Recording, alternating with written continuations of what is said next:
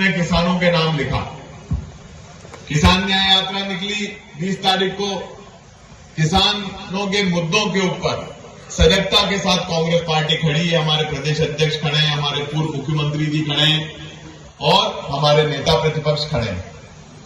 हम लोग सब मिलकर एक ही बात कह रहे हैं पूरी मध्य प्रदेश में कि किसान को कब न्याय मिलेगा। और उस किसान के न्याय की लड़ाई आज भी लड़ी और लगातार पिछले महीने भी लड़ी। 5 तारीख से लेकर 5 सितंबर से लेकर 16 सितंबर तक कांग्रेस पार्टी ने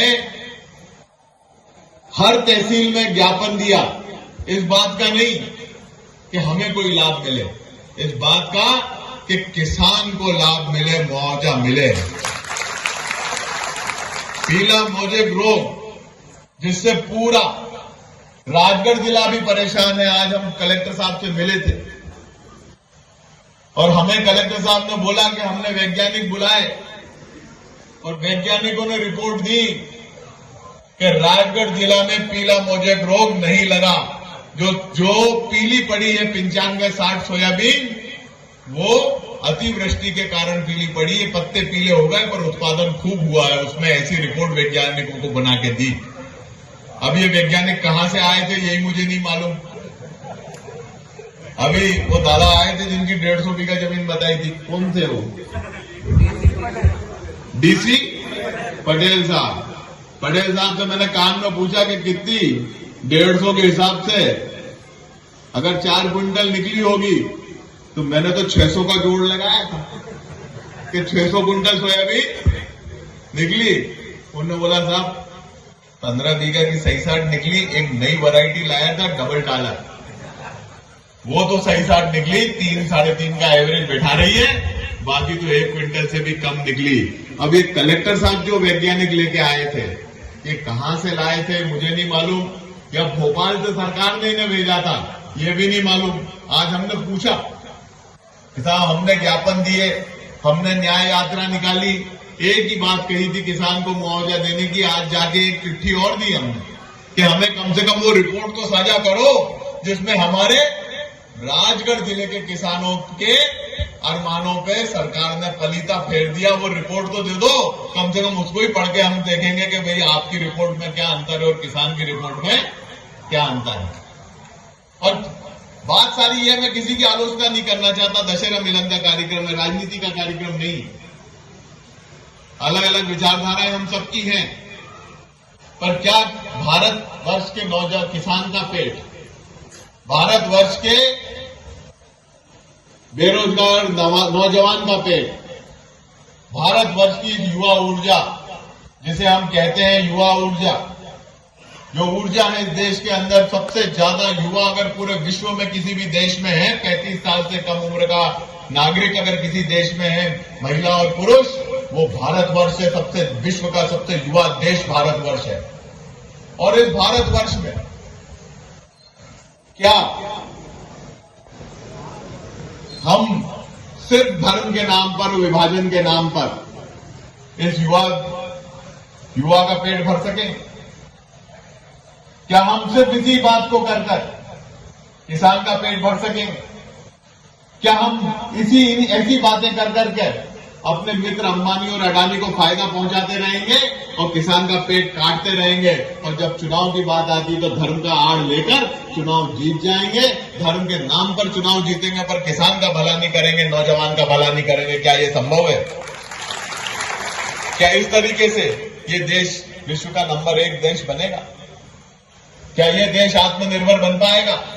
जब किसान ही आत्मनिर्भर नहीं हो पा रहा है, जो 70% भारत की खेती पर आधारित है, वो आत्मनिर्भर नहीं है। अभी मुझे किसी ने बताया कि भाई जिस दाम में दादाजी सोयाबीन बेच रहे थे उसमें पोता भी बेच रहा। तो क्या हम सिर्फ धर्म के नाम पर, हिंदू, मुस्लिम, सिख, ईसाई या क्षेत्रवाद के नाम पर कश्मीर, कन्याकुमारी, गुजरात, आसाम के नाम पर चुनाव जीते? और चुनाव जीत भी जाओ तो जनता का अगर भला नहीं कर पाओगे तो फिर उस चुनाव को जीतने का भी कोई मकसद नहीं रह जाता था। यही बात हम करते हैं। मुआवजा आज भी मंत्री हैं, मैं भी मंत्री था, आप सब लोगों के आशीर्वाद से मंत्री बना था, मुझे भी मौका मिला 15 महीने सरकार में बैठने का। पर 15 महीने में मैंने ये सुनिश्चित किया कि मेरे जिले और मेरे मध्य प्रदेश में कहीं पे भी बिजली की कटौती नहीं हो। मैंने सुनिश्चित किया कि किसी को भी डीपी के लिए परेशान नहीं होना पड़े। मैंने सुनिश्चित किया कि मध्य प्रदेश के किसी किसान भाई के ऊपर 135 और 138 का मुकदमा नहीं बने, न किसी के पास लोक अदालत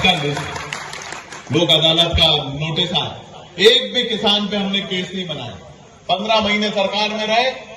मामा जी कहते थे, हमारे बड़े प्रेमी मामा हैं, मामा जी हमारे कहते थे कि कोई बिजली का कनेक्शन काटे किसान भाइयों तो मामा जोड़ने आएगा। मैंने बोला मामा जी काटेंगे नहीं तो तुम्हें जोड़ने की जरूरत ही नहीं पड़ेगी।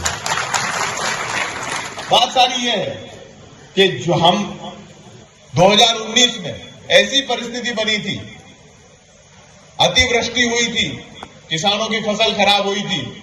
इस राजगढ़ जिले में 550 करोड़ का मुआवजा हम लोगों ने दिलवाया था और राजगढ़ जिले में बटा था 550। जब वो हो सकता है तो आज 5 विधायक, 2 मंत्री और हमारे सांसद मिलकर ये काम नहीं कर सकते क्या?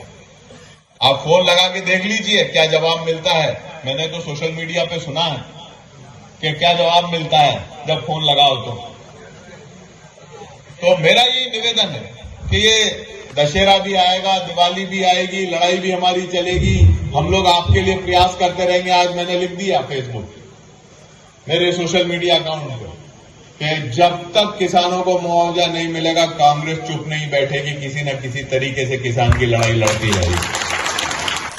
और यही बात है, अगर वो ये कहें हमसे कि तुम सरकार में थे तो तुमने क्या किया, तो हम जवाब दे रहे हैं हम सरकार में थे तो 500 करोड़ किसानों के खातों में राजगढ़ जिले में डाल के हमने दिखाया, एक डीपी बदल के दिखाया, 1 करोड़ मध्य प्रदेश वासियों को 100 रुपए 100 यूनिट में बिजली देके दिखाया, 18 लाख किसान भाइयों को इंदिरा किसान ज्योति योजना के माध्यम से 18 लाख किसानों का बिजली का बिल अदा किया।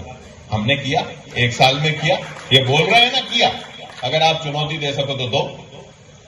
और आज आपसे निवेदन करते हैं कि आज आप कुर्सी पे बैठे हो, कुर्सी बड़ी चंचल होती है, कभी आपके पास, कभी हमारे पास, कभी किसी और के पास।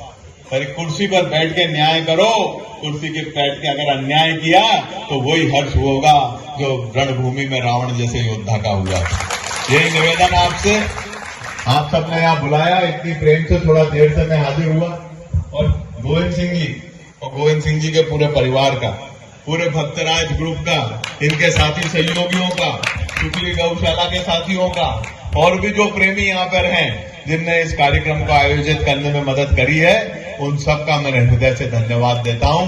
और एक मौका है, गोविंद सिंह जी ने मुझे 8 बार या 9 बार बुलाया भैसाना। कितनी बार? 8 या 9 बार। और मैं 9वीं बार में आया, वो भी 9 बजे रात में आया।